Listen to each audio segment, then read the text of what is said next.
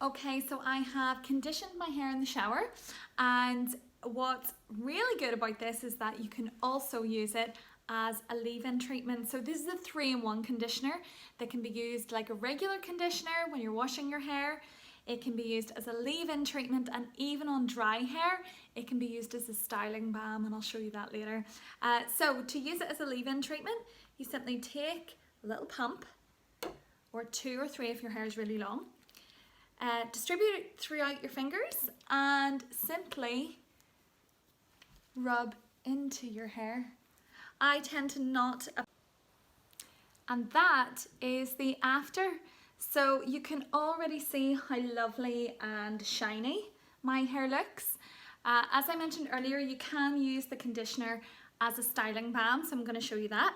So you just take the tiniest little pump, just like that, in your fingertips, rub it around, and then you're going to see at the very top there, the way I have those little flyaways, you literally just take that away, and like magic, it just removes all of that.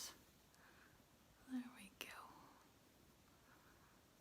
Okay, you can also use it at the bottom of your hair just to take away if you have any frizz at the ends, by just rubbing your hands through, just like that.